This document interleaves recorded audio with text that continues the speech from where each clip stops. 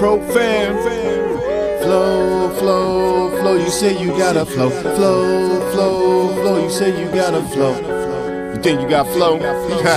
Nah. You say you gotta flow, talent you wanna show.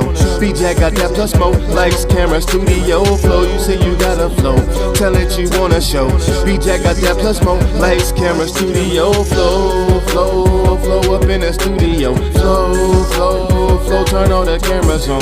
You say you gotta flow, talent you wanna show. Subscribe to B-Jack TV and this is studio flow, flow, flow.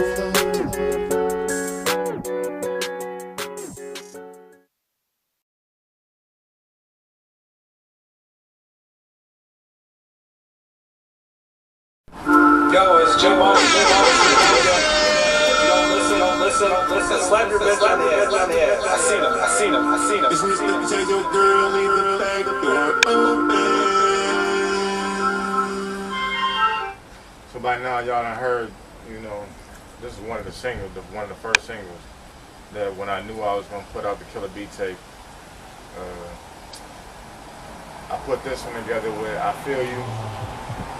And made it a A-side, B-side. Released it with the cover art being, a tape, which was to symbolize, the Killah beat tape, which I knew it was gonna be a, let's say a mixtape, but I didn't know what I was gonna call it at the time, but I knew it was gonna be a tape. Anyway, shit was dope, I like the way that I did it. Plus, if you look at the canvas artwork and Spotify, it's beautiful, the way my brain works and my artistry, you seeing it come to life and seeing people really rocking with it is a beautiful thing. It took me like 2 months to finally get the video edited. The video's out now. Shout out to DJ Blaze. Shout out to Rich P100. Shot that in Grand Rapids, and 2 scenes with the with the hood bystanders at the end. They was in Ski Town, right here in Ski Town. But yeah, Hood Certified is one of them joints where basically it's an autobiographical joint, and I took it back to my youth, my upbringing. Obviously, you hear the cars behind me now. We back in my home, here in Ski Town, Muskegon, Michigan, that is. And this whole project was just birthed out of really 2 things. It was as an artist and as a fan of music, I always hear everything that comes out. And I'm listening and it's not a lot of good music, This was earlier in the year, because this dropped in July, so, what was it? Wait, this dropped when? When did I drop this? Let me look, June, I think it was June. Yeah, June 2nd, this dropped June 2nd, so. Anyway, shout out to CJ Beats, he did the beat. I added some production to it. Any beat I get, any production I get, I usually do something extra to it just because I know people, reproduce and sell the same joint more than once. But anyway, I've been sitting on that joint for a minute because I was trying to make that a joint for a compilation that, is not going to even happen no more. But the Profan project I was going to put together, I sent that to a lot of different artists. Not just Profan artists, but a few other cats. Nobody was able to rock on that beat, man. Because at first I just had the first verse for the longest. I didn't do the second verse until recently. And nobody could rock with it, That was the main thing. I just kept saying like, alright, fuck it. I'm going to just open the second verse and just rock it.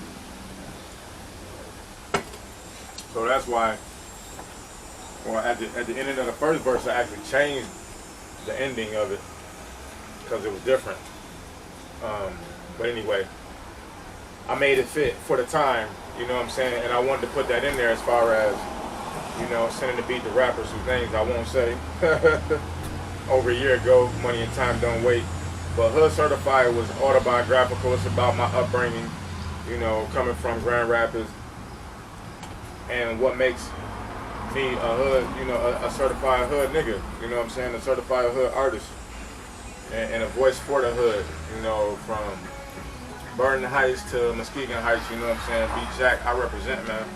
That's the main thing. Y'all gonna realize about B-Jack is I represent hard for city, for the culture, for the music culture within West Michigan, period. You know what I'm saying? Hood certified. Yeah, man. That's a classic right there, man. Go check out the video right now, man. That video out now, man. It took me forever to edit that video. But she teasing you niggas, so be it. Little shorty in the club with the white pants. Throwing poking through ass like man. Niggas wanna know when she got a man on. But she teasing you niggas, so be it. Little niggas. When she put those on, she get all the attention. The ballers, the women, they all look and listen. So basically, white pants, you know, I heard the beat. Let me see, because that was one of the fire joints too. I remember hearing that one. Oh shit, hold on. All I can say is white pants is not, it's a beautiful joint, and I'm just pissed because as soon as I put it out, did a shout out. Actually, that's one of the ones I actually did a while ago. It's one of the joints, you know, I actually wrote with the intent of, you know, let's say promo afterwards and shout it out. Jazz, shout out to Jazz, my dog. She was DJing at Stars at the time here in Ski Town, but by the time the project came out, she wasn't working there no more. So gave her a shout out, you know what I'm saying, really for the time that I spent hanging out there late night. And that's kind of where the inspiration came from, was two things, you know, like I said, you know, in the beginning of it, like 8 p.m. in Ski Town right now, that's really around the time I started writing to this song. About May, back in May or June. And I say honestly, White Pants is one of them joints where, man, the beat's so seductive and sexy. I just knew I wanted something, I wanted a storyline that could fit with that. And so I said, you know, what could I do to engage with the ladies, to get the ladies on board without it being another spitting game type of joint, because I already got Get Acquainted. So when I got the hook, it was like, I honestly, once I heard the beat, as soon as I heard the beat, and like I said, you know, I just got files upon files of beats. So I'm just thumbing through beats and I'm listening. I'm like, oh shit, that's one right there. Caught one. Threw it on. It was like instantly. And that low baritone voice, I don't even know where that came from. It was just like, it just came with the joint. Came with the beat. And they watch it, she switches and what? And the instant, It's like 8 p.m. in Ski Town right now. It was like the instance I heard it, I knew I was going to write a song, you know, for the ladies. But me, I'm an artist and I'm a writer, so even if I don't write it down, I'm still writing because I'm thinking about a topic, I'm thinking about concept, all of that. So, shorty in the club with the white pants, that's like, damn, that's why it came to my head first. And I was like, okay, I need to elaborate on that and then turn it into a story. So the hook came first on this one, and then I just turned it into a story where, you know, it's basically about women getting attention in the bar, whether they want it or not. That's really all White Pants is about. You know what I'm saying? If you sexy and you wear something that looks sexy on you, whether it's white pants, whether it's, you know, a form-fitting dress, you know, tight pants, whatever, it don't even matter, shit. I've been out with some of my homegirls, and they get hit on when they wearing hoodies. You know what I'm saying? Loose jeans. So it don't even got to be white pants, but it's just about ladies getting hit on at the bar. You know what I'm saying? White pants, shorty in the club. That's really it. And the beat was so sexy, I had to do it. You know, it was like, yo.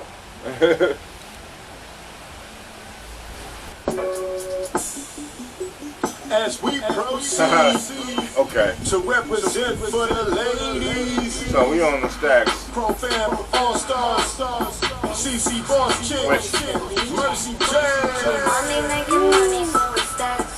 Pro Fam the H and I see it, got the ladies with me. Okay, so listen, Stacks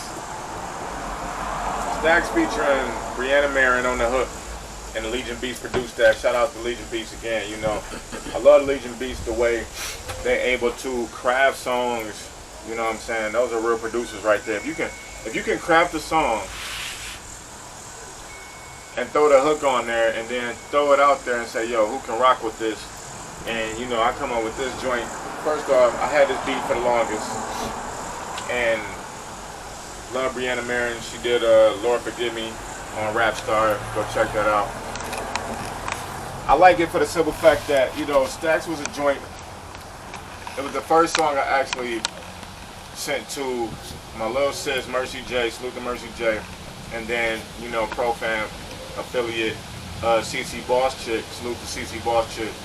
And I sent it to them and I was like, yo, this is gonna be the first feature, the first joint that I want y'all to feature each other on. You know what I'm saying? To get some exposure and you know, rock with, basically to have, it'll be their first collaboration. The hook is already on there. Excuse me. The beat already fired. I threw it to him. Took forever. I didn't hear nothing back. It took forever. I ain't hear shit back for a minute. A couple months. Then I heard, big bro, wait till you hear what we did with the song you sent. I'm like, okay. When y'all ready to record it? Oh, we already recorded it. They wouldn't recorded it at Caution. Shout out to King Caution. You know, this ain't no slight or diss to him at all. It's just, the song was already, the beat already picked, the joint already paid for. And I'm telling y'all already know the deal, you know what I'm saying, as far as Mercy and CC. Both of them had, you know, two independent situations with me to where it's not like a regular record deal. It's like a production deal. They paid me for services and I was doing them services, and then they both did, you know, shady business or fucked up business to where they almost ruined it. So the only reason why this is on the Killah Beat Tape Volume 1, because this was going to be on the ProFam compilation, just like, you know, Hood Certified, but, you know, niggas ain't show up for Hood Certified, and my little sis and CC basically tried to hijack this joint, and I don't know if they was trying to start a whole project together or whatever they was doing. They just ruined the whole flow, so I was like, fuck it, I'm throwing it out as a single. I threw this out actually between a couple projects ago.